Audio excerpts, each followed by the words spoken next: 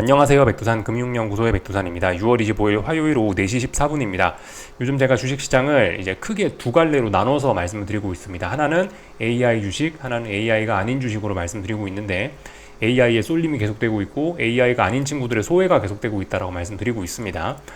어젯밤에는 이제 뭐 최근 2, 3거래일 정도는 AI 쏠림이 좀 완화가 되면서 소외됐던 친구들의 쥐구멍에 벼뜨는 그런 일들이 조금은 좀 벌어지고 있습니다. 어젯밤에는 일단 어젯밤에는 분위기가 좋았다라고 볼 수 있겠어요. 우리의 발목을 잡던 달러 강세도 어젯밤에 주춤했고 금리의 움직임도 좀 주춤했기 때문에 주식시장은 굉장히 우호적이었단 말입니다. 더군다나 돈을 다 빨아먹던 엔비디아마저 어젯밤에 급락을 했으니까 다른 친구들 분위기는 그다지 나쁘진 않았던 거죠. 그렇다고 시장 전반적으로 막 대폭락을 하고 그런 시세는 아니었으니까 어젯밤 분위기는 괜찮았다, 일단 이렇게 볼 수가 있겠고, 그런 측면에서 봤을 때 오늘 아시아장도 뭐 비교적 뭐 잘 마감했다, 이렇게 일단 볼 수가 있을 것 같습니다. 중국 증시의 부진도 좀 계속되고 있긴 한데, 말씀드렸다시피 근데 지금 이 시장의 낙관론이 어느 정도, 시장의 낙관적인 분위기가 계속해서 지속이 되고 있어가지고 약한 친구들이 급락 폭락을 해야 될 때가 이미 지났는데도 급락 폭락을 하지 않고 그냥 벨벨벨벨 기어가고 있고 그냥 버티는 이런 답답한 흐름이 지속되고 있다라 말씀을 드렸습니다. 그러니까 지금 분위기가 좀 안 좋은 친구들도 분명히 있어요. 그죠? 좀 많이 소외된 친구들도 있는데, 많이 소외됐다고 해봐야 그냥 그럭저럭 잘 버티는 수준이라 가지고 어쨌든 아직까지 뭐 글로벌 세계 증시는 아직까지 분위기는 좋다, AI의 힘을 받아서 아직까지는 분위기 좋다라고 이야기는 할 수 있을 것 같습니다. 지금 현재 시간까지는요. 근데 물론 앞으로 좀 변화가 될 수가 있겠죠. 하여튼 뭐 아침에 말씀드린 거는 그겁니다.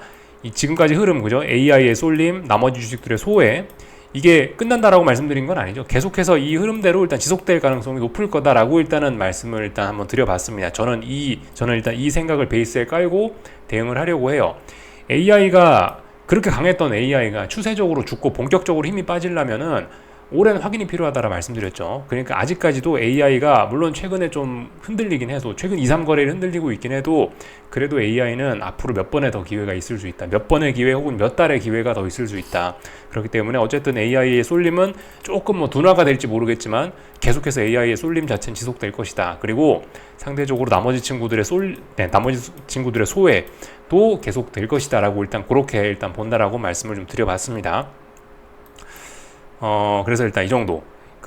그래서 지금 이 흐름에 만약 변화가 생기고 싶다라고 한다면은 몇 가지 조건이 좀 필요할 겁니다. 그죠?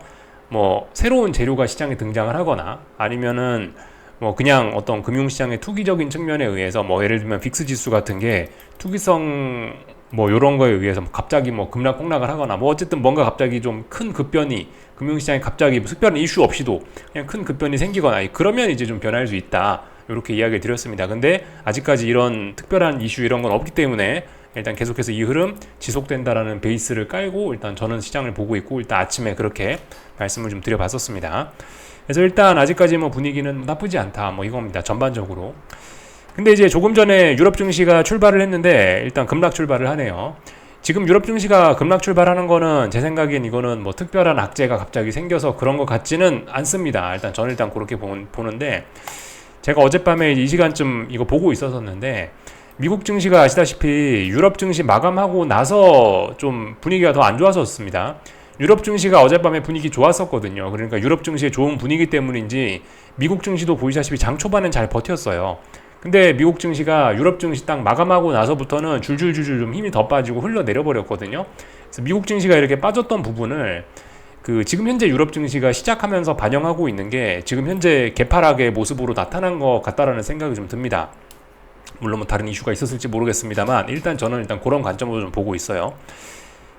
그래서 일단 독일 증시를 좀 잠깐 모습을 보고 가자면요, 이런 모습이 됐습니다. 어제 중요한 라인을 돌파한 척 하면서 더 올라갈 거야 라고 이게 선언을 했잖아요, 어젯밤에 독일 증시는요.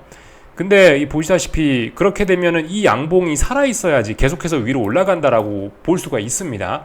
근데 지금 시작하자마자 이 양봉을 완전히 다 죽여버리고 있죠. 그렇다면 이건 또 그냥 이도저도 아닌 그런 상황이 될 가능성이 좀 높을 것 같습니다. 이걸 이제 기술적으로 어떻게 봐야 되냐면은 시작부터 뭐 전일 저점, 뭐 전일 시가 부근을 벌써 붕괴시키면서 시작을 하고 있잖아요, 사실상.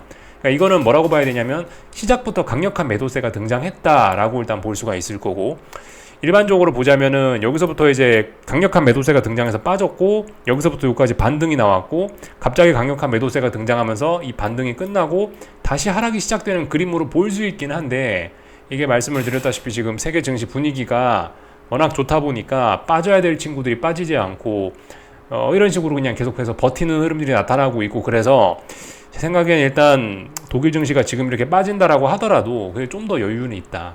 당장 막 급락 폭락한다 큰일 났다가 아니고, 어쨌든 아직 전저점이라는 자리가 살아있고, 여기는 이제 어쨌든 매물대 좀 혼란한 구간이기 때문에 당장은 어쨌든 당장 무슨 큰일이 난다라고 이런 걸 생각하기는 좀 다소 어렵지 않을까라는 생각이 조금 들긴 합니다. 그래서 이런 모습들을 좀 살펴봤고요. 독일 증시 좀 살펴봤고, 그 와중에 지금 영국 증시는 또 상승을 하기도 하더라고요. 말씀드렸다시피 지금 유럽에서 영국이 제일 잘 나갑니다. 영국 증시가요. 영국 증시는 보시다시피 또 잘 나가고 있죠. 그러니까 이런 분위기니까 잘 나가는 친구들은 또 괜찮단 말이죠. 잘 나가는 친구들은 잘 나가니까 유럽 증시, 뭐 예를 들어 독일 증시 지 혼자 급락 폭락을 한다, 조금 어렵지 않을까, 이런 생각들이 조금 좀 들긴 합니다. 그래서 일단 이 정도를 좀 간단하게 봤고, 참 프랑스하고 독일 국채금리 스프레드 한 번씩 체크하는 게 좋겠죠. 그래도 유럽 증시 개장했으니까 한 번만 좀 다 같이 보고 갈게요. 프랑스하고 독일 국채금리 스프레드인데 보시다시피 이렇게 하락을 했습니다. 얘가 이제 전고점 뚫고 올라가야 이제 다시 주식시장에 어떤 위기가 생겨날 수 있겠죠. 얘도 아직까지는 그냥 그럭저럭 버티는 구간입니다. 그러니까 이런 것만 봐도 사실 뭐 지금 독일 증시 얘가 이렇게 아래쪽으로 내려오면 시장이 안정되는 거잖아요, 그죠? 독일과 프랑스의 금리 스프레드가 많이 벌어지면 세상은 불안정한 거고, 근데 아무튼 얘가 다시 이제 아래쪽으로 지금 삐질삐질 내려오고 있기 때문에, 사실 지금 독일 증시가 지금 조금 전에 개장을 해갖고 좀 전에 저와 보셨던 것처럼 혼조한 구간으로 들어왔는데, 혼조한 구간으로 들어왔다 뿐이지 여기서 막 대폭락을 할 거다, 좀 이렇게 하기가 조금, 이렇게 이야기하기가 조금 좀 어려운 그런 상황이 되긴 됐습니다. 물론 근데 저 말씀을 드렸죠. 독일 증시 기준으로 봐서는 요렇게 여기서부터 빠지고 반등 나오고 반등이 끝나고 다시 하락이 시작됐을 가능성을 좀 염두를 해놔야 되겠다 싶긴 합니다. 그런 가능성 정도 염두를 해놔야 되겠다. 왜냐면 전일 양봉이 중요했는데 이 양봉을 시작부터 다 죽여버리고 있으니까. 물론 좀 더 봐야겠죠. 아직 개장한 2-30분밖에 안 됐기 때문에 얘가 다시 회복할 수도 있잖아요. 회복하면은 또 다시 올라가는 거죠, 뭐, 그죠? 근데 어쨌든 일단 강력한 매도세가 등장했으니 이거 다시 회복하기는 쉽지 않아 보이고, 그러면 일단 계속해서 빠진다라 생각하면 N자로 이렇게 빠질 가능성을 생각해야 되지 않겠냐 싶긴 합니다. 이게 일단 정석적인 관점이긴 한데, 시장 분위기가 워낙 좋으니까 근데 정석적으로 보면 N자로 빠지는 게 맞긴 한데 이거 시원하게 빠질까?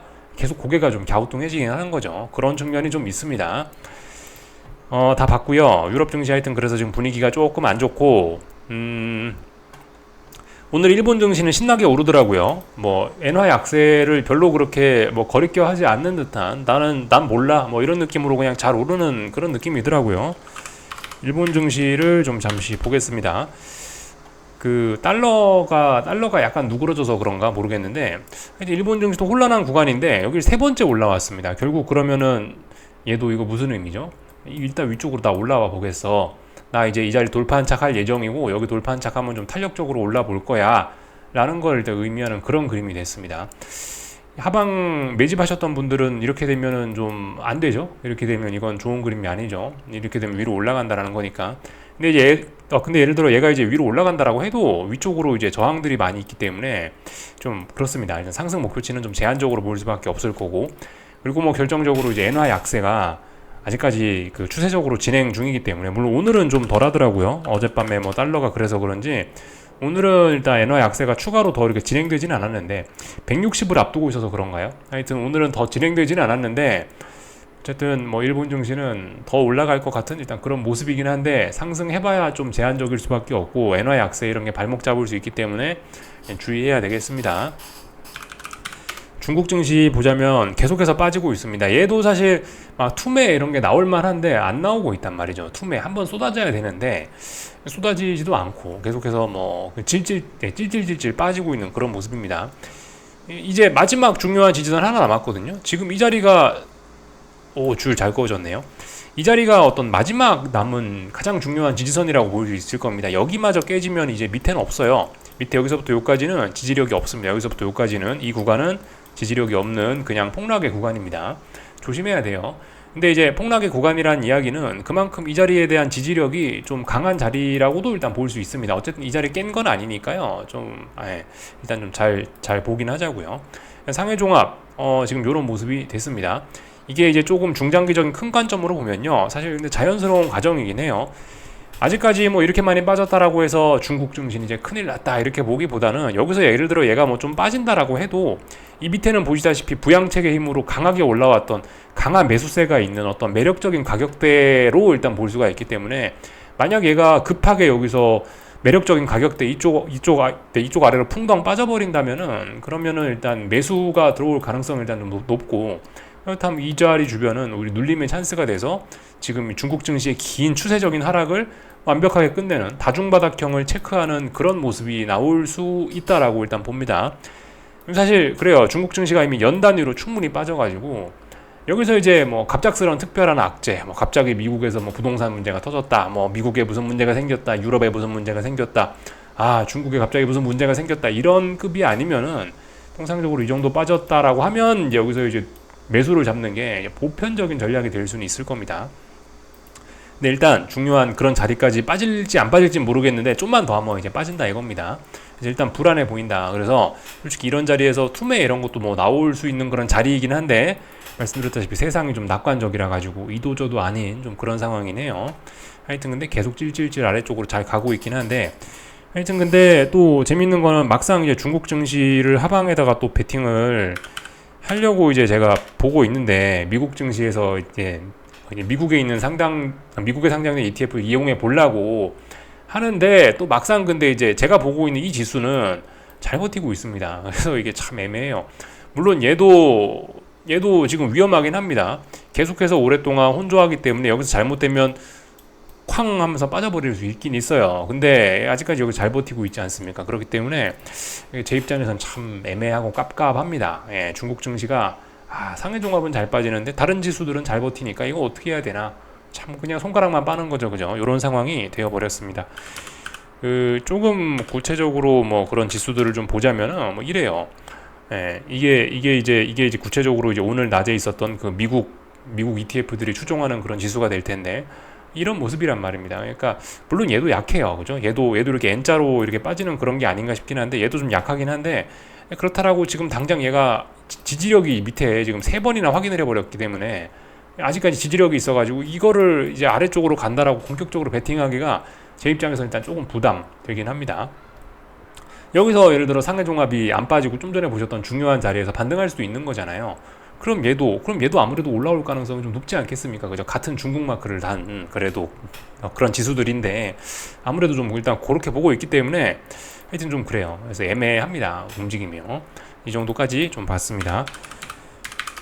위안화는 역시나 이렇게 상방 압력을 계속해서 받고 있습니다. 위안화 약세 압력을 받고 있고요. 얘가 올라가는 건 중국 증시에 역시 부정적인 영향을 미칠 겁니다. 상해 종합이 그래서 약한지도 모르겠어요. 하여튼 뭐 달러 강세, 아시아 통화들 대부분이 약세 흐름 계속해서 나타나고 있고, 잠재적으로 이제 아시아 증시에 좀 악영향을 미치는 요인인데, 그럼에도 불구하고 이제 일본 증시처럼 잘 나가는 친구들도 있고, 코스피도 사실 굉장히 선방하고 있긴 하거든요. 저런 환율의 좀 불리한 점을 극복하고 잘 올라가고 있는 거긴 하거든요. 하여튼 그런 것도 있습니다. 정말 하여튼 독특한 뭐 그런 상황이에요. 그러니까 그만큼 지금 이제 시장을 관통하는 어떤 그런 중요한 이슈 이런 게 없이 그냥 시간만 가다 보니까 이런 답답한 모습이 나타나는 게 아닌가 싶습니다. 금리 인하 기대감, AI의 뭐 실적 기대감 뭐 이런 것들은 있는데, 막상 뭐 금리 인하는 되지는 않고 시간만 계속 가니까 그냥 계속해서 답답한 뭐 그런 게 아닌가라는 생각이 좀 듭니다. 그죠? 오늘 아침에 봤던 뭐 N1 환율은 뭐 뒤늦게 양봉이 나오지만 지금 양봉 나와봐야 너무 늦었죠. 일단 아래쪽으로 축축 처지고 있습니다. N1 환율입니다. 하여튼 그래서 얼추 다 봤습니다. 그런 애매한 상황의 뭐 지속이다라는 거를 좀 쭉 말씀을 드려봤습니다. 오늘 한국 증시 좀 볼 건데 이런 모습이네요. 그냥 말씀드렸다시피 코스피는 강합니다.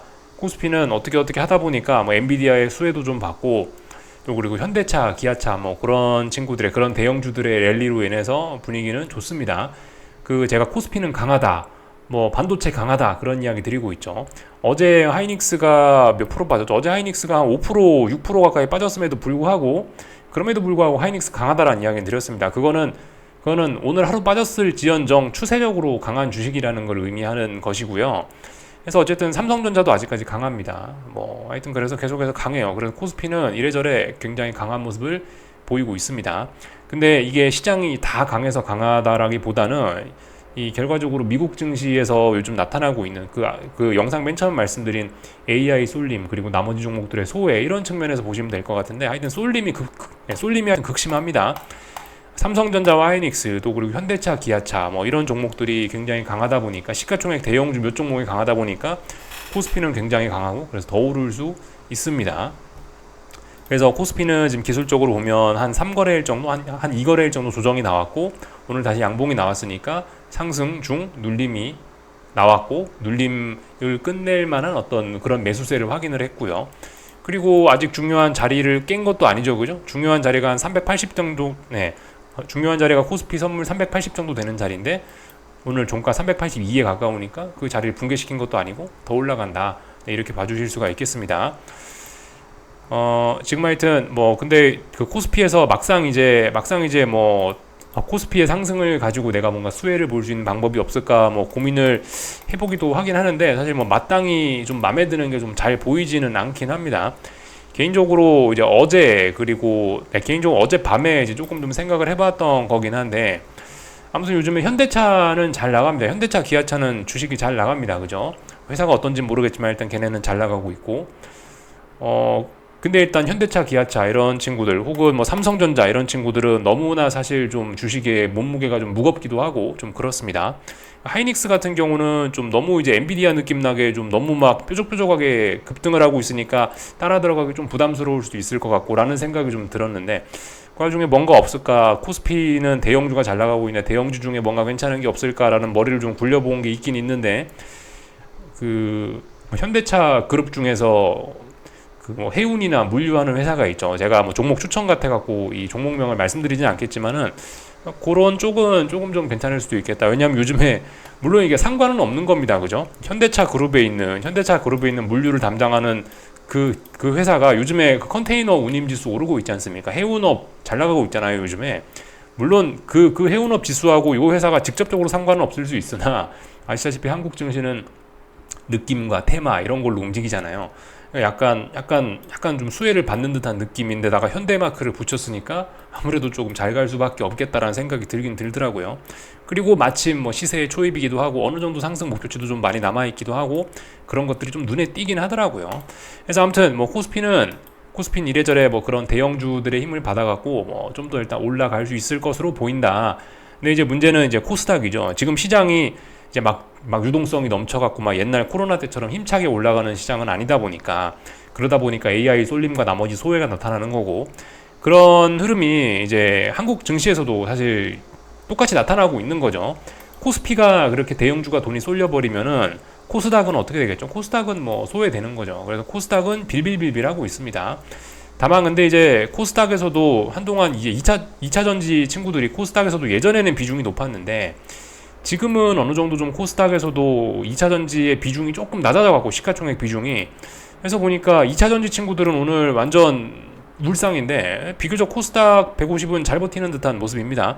그래서 이렇게 종목들을 보시면 알테오젠, HLB 이런 거 10%씩 급등하죠. 그러니까 코스닥 150 지수 자체는 어쨌든 시가총액 워낙 큰 에코프로 친구들이 2차 전지 친구들 에코프로 친구들이 분위기가 안 좋으니까 계속해서 찔찔찔찔 빠지긴 빠지는데 아직도 어쨌든 시장에 낙관론은 있으니까 HLB나 알테오젠 이런 친구들이 계속 신고가 쓰고 막 랠리를 펼치면서 막상 코스닥 지수는 좀 어쨌든 급락은 면하는 그런 모습들을 나타내고 있습니다. 하여튼 지금 이 한국 증시에서 좀 눈에 띄게 강한 건 어쨌든 반도체. 약한 종목은 굉장히 많더라고요. 약한 종목들은 정말 많긴 많은데 어쨌든 근데 뭐 제 눈에 띈 조금 좀 시가총액 큰 친구들 중에서 조금 좀 약한 업종은 2차전지, 그죠? 2차전지 친구들은 오늘도, 지금 그래서 한 3, 4거래일 연속으로 2차전지 업종인데, 2차전지 업종이 이렇게 하락을 하면서 이런 모습을 나타냈습니다. 얘도 이제 급락 위기 직전이죠. 얘도 급락 직전입니다. 2차전지는 다 같이 안 좋더라고요. 뭐 LG 에너지 솔루션, 삼성 SDI, 뭐 포스코 머시기, 또 그리고 뭐 있죠, 에코프로 친구들 뭐 해가지고 하여튼 전반적으로 다 분위기가 안 좋긴 하더라고요. 그래서 일단 2차전지 친구들은 이제 급락폭락의 위기까지도 지금 눈앞에 와 있는 상황입니다. 얘네가 이제 급락폭락까지 한다면은 이제 당연히 코스닥도 급락폭락을 할 수밖에 없겠죠. 하여튼 지금까지 2차전지 친구들은 막 차분히 잘 빠지고 있는 겁니다. 변동성이 막 커진 게 아니고 차분하게 잘 빠지고 있는 거고, 좀 그런 변동성 확대를 유의를 해야 되겠다.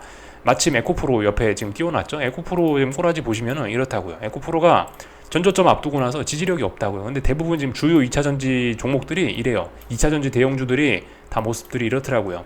하여튼 대놓고 지금 눈에 띄는 가장 안 좋은 업종이 이거 아닌가라는 생각이 조금 좀 듭니다. 그래서 이런 부분을 좀 주의를 해야 될 것 같습니다. 아무튼 뭐 그 제가 이제 몇 가지 이제 뭐 경계해야 된다라는 점들을 여러분들과 이제 이야기를 하고 있는데, 아무튼 뭐 그래서 이제 그와 관련해서 이제 저는 빅스 미국, 어쨌든 미국의 변동성은 어쨌든 지금 시장이 너무 차분한데 이 변동성은 커질 것이다 라는 쪽에 일단은 좀 베팅을 좀 들어가고 있는데, 아무튼 지금 이 베팅은 이건 매우 위험한 거기 때문에 이거는 대부분 안 하시는 게 좋습니다. 이거는 이제 저는 이제 워낙 오랫동안 이제 이 뭐 봐왔고, 이제 뭐 예전에 옵션 매매도 했던 경험이나 뭐 짬밥이 있으니까 그냥 이제 이런 걸 하는 거지, 이거 매우 위험합니다. 이거 보통 대부분의 분들은 이거 먹기가 쉽지가 않습니다. 그래서 이거를 뭐 여러분들께 하라는 이야기가 아니에요. 이거 계속해서 말씀드리지만 이런 거는 뭐 추천사항 이런 게 아닙니다.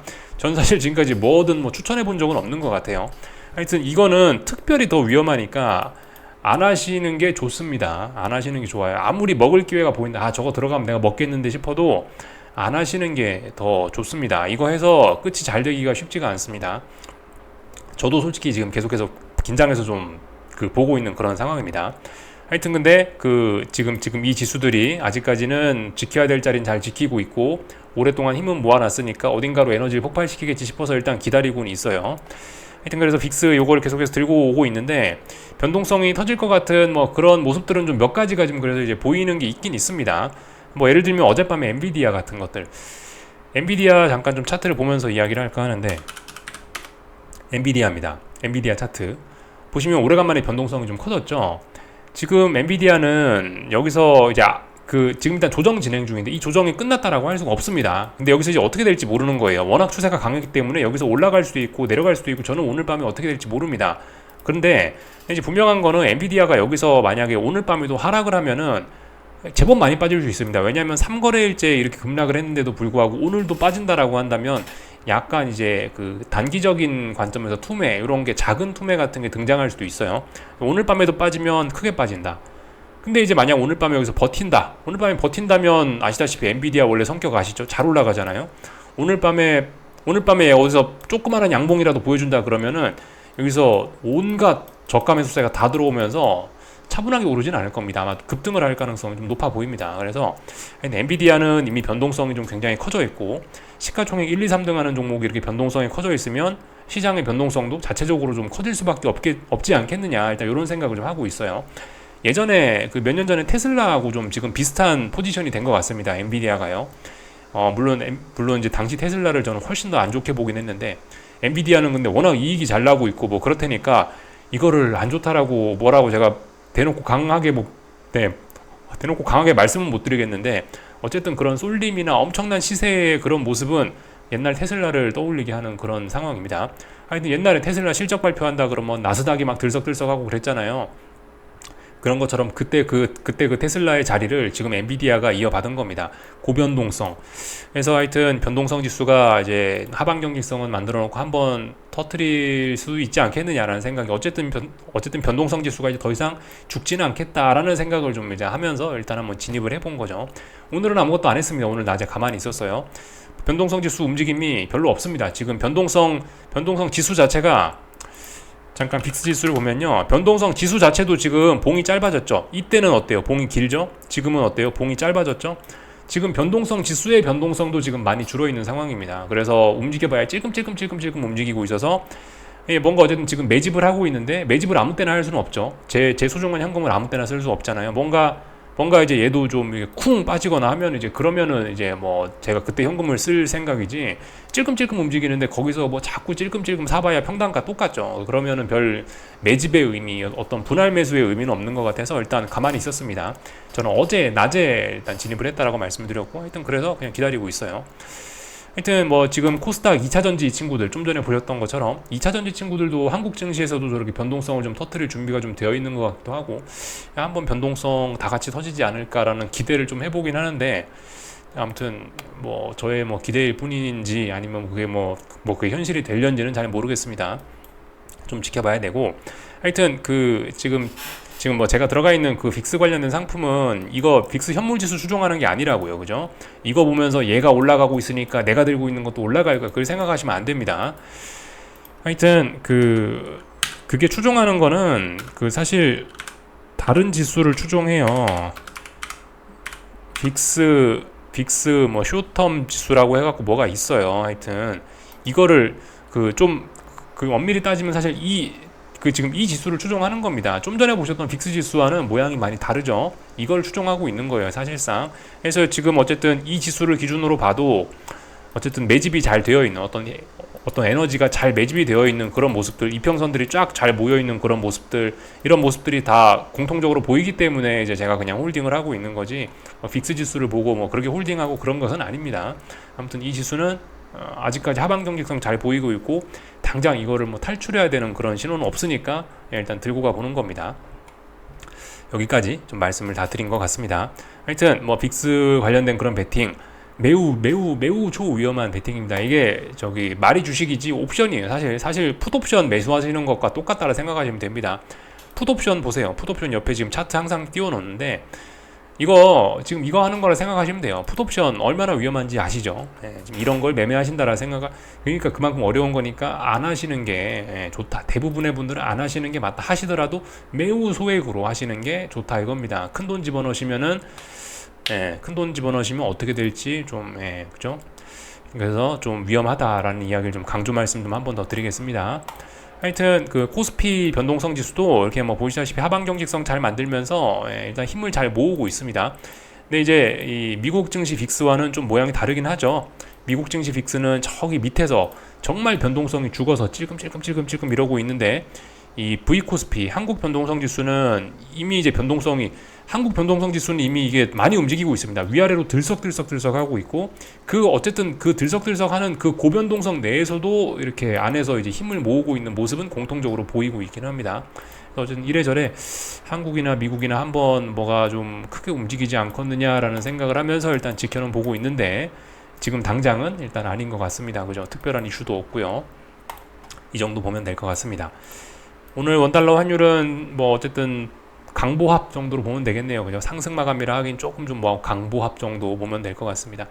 하여튼 뭐 한국 외환당국이 개입을 하고 있는데 추세적인 달러 강세를 막기는 역부족이지 않을까. 그래서 달러 계속 들고 가시면 된다 싶습니다. 사실상 목표치는 이미 저기 위에까지 열리긴 열렸는데 길고 짧은 건 대봐야 되니까 하여튼 그래요. 다 본 것 같고요. 나머지 뭐 그죠? 특별한 거 없죠. 오늘 미국 증시, 그러니까 이제 좀 전에 엔비디아하고 변동성 이야기하면서 얼추 좀 설명이 좀 된 것 같긴 한데요.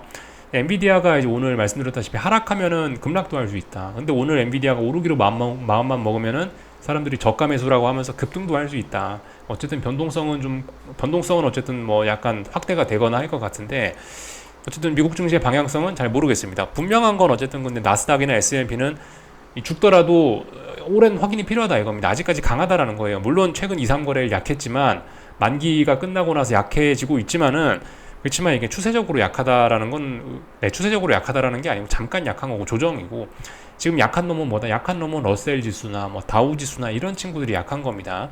그래서 뭐 제가 지금 당장 뭐 내가 뭔가 하방을 뭐 해야 된다, 굳이, 물론 지금은 타이밍이 아닌 것 같은데, 만약 굳이 내가 뭔가를 해야 된다라고 한다면 차라리 러셀 지수 하방 이런 거를 단타로 좀 접근을 하고, 그리고 나서 아마 뭐 나중에도 또 나스닥 하방 이런 건 분명히 또 기회가 올 겁니다. 분명히 나중에 또 기회가 올 거거든요.